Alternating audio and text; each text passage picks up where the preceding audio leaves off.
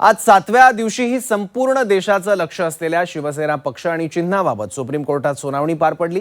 यावेळी धनुष्यबाण चिन्ह जर आम्हाला मिळणार नसेल तर गोठून टाका अशी मागणी सिब्बल आणि कामत या दोन्ही वकिलांनी ठाकरेंच्या वतीने केली।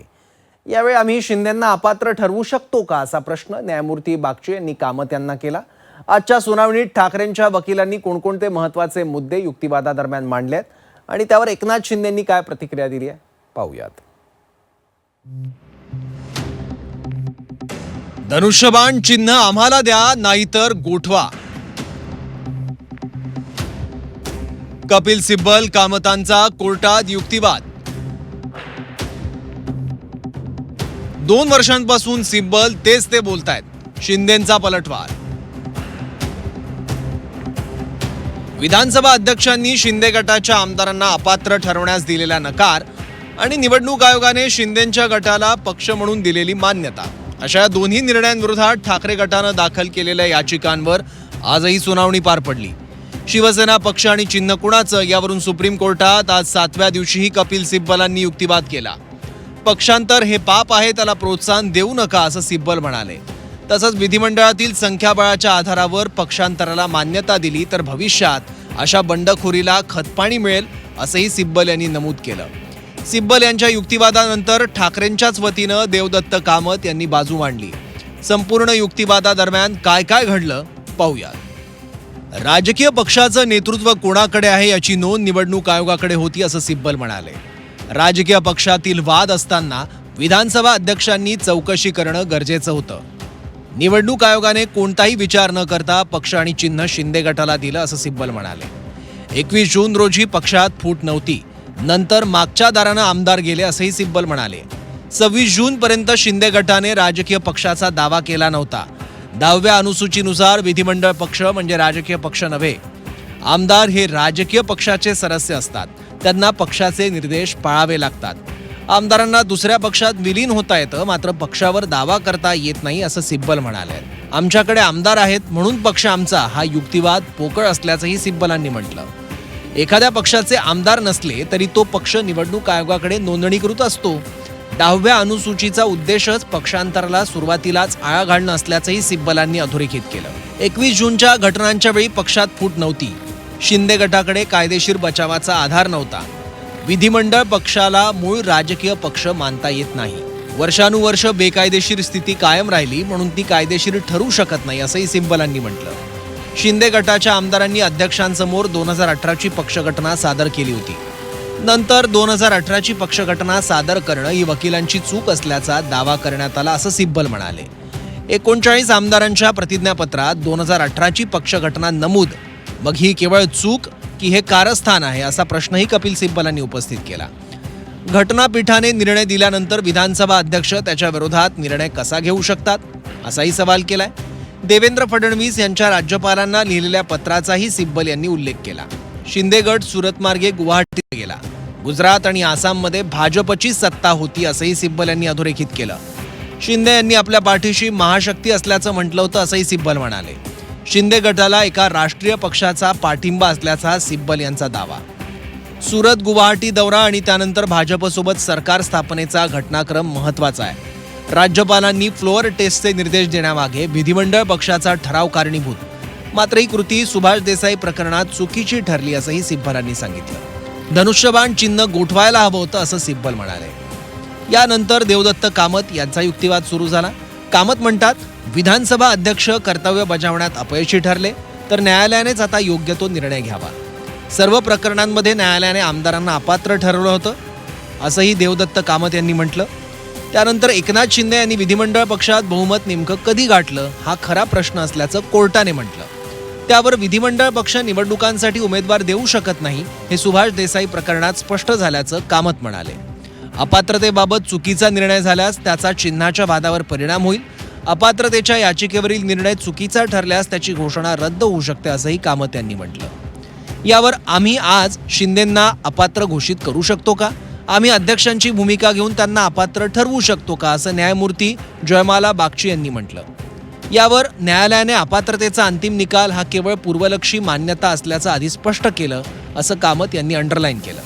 अध्यक्षांचा आदेश अवैध किंवा विकृत असल्यास न्यायालयीन पुनर्विलोकनातून तो दुरुस्त करता येतो असंही कामत म्हणाले. यावर अध्यक्ष हे अर्धन्यायिक अधिकार वापरणारं प्राधिकरण आहे असं न्यायमूर्ती बागची यांनी म्हटलं. अध्यक्षांची भूमिका कायद्याच्या विरोधात असल्यास त्यांचा आदेश रद्द करण्यास न्यायालयाला संकोच नाही. आम्हाला सर्टिओरारीचा आदेश जारी करण्यास कोणताही संकोच वाटत नाही असं न्यायमूर्ती जयमाला बागची यांनी म्हटलं. शिस्तभंगाच्या कारवाईचा विचार करा. आपण शिक्षा रद्द करू शकतो, पण शिक्षा लादू शकतो का, असा प्रश्न न्यायमूर्ती बागची यांनी विचारला. त्याचबरोबर शिंदे यांच्याकडे विधानसभेत बहुमत होतं यावर वाद नाही. प्रश्न एवढाच, बहुमत मिळवताना ते पक्षाचे सदस्य होते का, असेही न्यायमूर्ती बागची यांनी म्हटलं. अध्यक्षांचा निर्णय चुकीचा असल्याचं ठरल्यास न्यायालयाकडून दिलासाही मिळू शकतो असं देवदत्त कामत म्हणाले. त्यावर न्यायालय अध्यक्षांची भूमिका घेऊन अपात्रतेचा निर्णय देऊ शकतं का, असं न्यायमूर्ती बागची म्हणाले. तर बचावाचा मुद्दा केवळ प्रथमदर्शनी निष्कर्षापुरता मर्यादित नसू शकतो. 2018ची घटना अधिकृतपणे नोंदवली गेली होती का, यासह इतर प्रश्नांचा संपूर्ण न्याय निर्णयात विचार होऊ शकतो असं कामत म्हणाले. मात्र प्रथमदर्शनी निष्कर्षाच्या टप्प्यावर या सर्व बाबींचा विचार करणं अध्यक्षांच्या अधिकार क्षेत्राबाहेरचं आहे असं कामत म्हणाले. त्यामुळे आधी निवडणूक आयोग आणि आता विधानसभा अध्यक्ष असं दोघांनीही मर्यादा आणि अधिकारांचं उल्लंघन करत एकतर्फी निर्णय दिल्याचा आरोप सिब्बल आणि कामत यांनी केला. त्यानंतर या युक्तिवादाबाबत उपमुख्यमंत्री एकनाथ शिंदेंनीही प्रतिक्रिया दिली आहे. कपिल सिब्बल गेल्या 2 वर्षांपासून तोच तो युक्तिवाद करत असून महाराष्ट्राच्या जनतेनं आम्हाला स्वीकारल्याचं शिंदे म्हणाले. आप अगर गौर करें तो जब पिछले समय जब पहले समय 2 साल पहले जब सुनवाई हो रही थी, यही मुद्दे वो सिब्बल साहब बोल रहे थे. अभी उसी का रिपीटेशन इस बार भी हो रहा है. आप गौर करेंगे तो आपको पता चलेगा. न्याय प्रविष्ट बात है और इसलिए मैं उस पर टिप्पणी नहीं करना चाहता हूँ. लेकिन मैं ये कहूँगा कि लोकशाही में, डेमोक्रेसी में मेजॉरिटी को अहम महत्व है. और जो सरकार वहाँ जब 2022 में बनी, उसे इस महाराष्ट्र की जनता ने भी स्वीकार कर लिया. महाराष्ट्र जनता ने आशीर्वाद भी दिया. फिर से दोबारा सरकार भी आ गई लैंडस्लाइड मैंडेट लेकर. इसलिए लोगों को समझना चाहिए, जनता की अदालत में इतने काफी मेजॉरिटी से सरकार आना ये महाराष्ट्र के इतिहास में पहली बार. आजच्या युक्तिवादानंतर धनुष्यबाण चिन्ह जर आम्हाला मिळणार नसेल तर ते कोणत्याही गटाला न देता गोठवावं अशी मागणी अरविंद सावंतांनी केली आहे.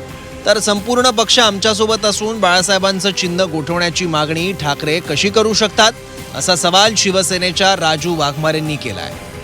हा प्रश्न विचारला गेला की आम्ही अपात्र आमदारांना करू शकतो का, अशा आशयाचा प्रश्न सांगितलं की त्यांनी आता की करू शकतो. ज्याला आपण म्हणूया की त्या काळामध्ये ते अपात्र झाले असं त्याला आपण इंटरव्ह्यूला म्हणून समजून घेणं म्हणतो ना. पण असा अधिकार न्यायालयाला आहे. हेच माननीय देवदत्त कामत शेवटच्या ज्या अर्धा तासामध्ये सातत्याने सांगत होते, यांना डिस्क्वालिफाय करता येतं. काय जरी झालं तर डिस्क्वालिफाय झालं तर पुढचा सगळे जे प्रश्न आहेत त्याचे सगळ्याचं निराकरण होतं. अरे तुम्हाला चिन्ह मिळालेलं नाही, त्याचं कारण असं आहे की एकनाथ शिंदे साहेबांकडे लेजिस्लेटिव्हचा पण पूर्ण सपोर्ट आहे. आमदार पण आमच्याकडे आहेत, खासदार पण आमच्याकडे आहेत आणि रस्त्यावरचा कार्यकर्ता, पदाधिकारी, शाखा प्रमुखापासून सगळ्यात जास्त मेजॉरिटी आमच्याकडे आहे. आणि म्हणून धनुष्यबाण जी निशाणी हिंदू हृदय सम्राट शिवसेना प्रमुखांनी ती निशाणी घेतलेली धनुष्यबाण, ती धनुष्यबाण आम्हाला मिळाली. पण यांची भूमिका बघा, म्हणजे किती नतत्रस्त आहेत हे लोक की ती निशाणी एक वेळ गाडली तरी चालेल, तिला त्या निशाणीला संपून टाका, पण ती निशाणी जिवंत ठेवू नका. अरे पण ती बाळासाहेबांची निशाणी आहे, हिंदू हृदय सम्राट बाळासाहेबांनी दिलेली निशाणी. काल सुनावणी दरम्यान विधानसभा अध्यक्ष राहुल नार्वेकरांच्या भूमिकेवरून सिब्बलांनी काही प्रश्न उपस्थित केले होते. त्यावर नार्वेकरांनीही नियमानुसार शाश्वत निर्णय घेतले अशी प्रतिक्रिया दिली होती. पण आज सुद्धा नार्वेकरांच्या भूमिकेवर युक्तिवादादरम्यान सवाल उपस्थित करण्यात आले आहेत. जी प्रक्रिया नंतर विधानसभेच्या अध्यक्षांनी केली त्याबद्दलचे खूप मोठे आक्षेप आज नोंदवण्यात आले. हे अत्यंत महत्त्वाचे आहे, कारण की परवाच काहीतरी राहुल नार्वेकर विधानसभा अध्यक्ष यांनी असं वक्तव्य केलं की त्यांनी दिलेला निर्णय शाश्वत आहे आणि तो निर्णय सगळं कायद्याचा विचार करून दिलेला आहे. तसं मुळीच नाही आहे. राहुल नार्वेकर यांनी दिलेला निर्णय पूर्णपणे बेकायदेशीर आहे, घटनाबाह्य आहे, शाश्वत वगैरे तर मुळीच नाही. तो कचऱ्याच्या पेटीत टाकण्यासारखा निर्णय आहे. ठाकरे गटाच्या दोन्ही वकिलांचा युक्तिवाद आज पूर्ण झालाय. या प्रकरणाची सुनावणी उद्या पुन्हा होणार आहे. उद्या एकनाथ शिंदेंच्या बाजूने त्यांचे वकील बाजू मांडतील. त्यामुळे शिंदेंचे वकील या सर्व आरोपांबाबत शिंदेंचा कसा कायदेशीर बचाव करतात आणि सिब्बलांच्या युक्तिवादाचा कसा प्रतिवाद करतात हे उद्या कळेलच. ब्युरो रिपोर्ट, झी 24 तास.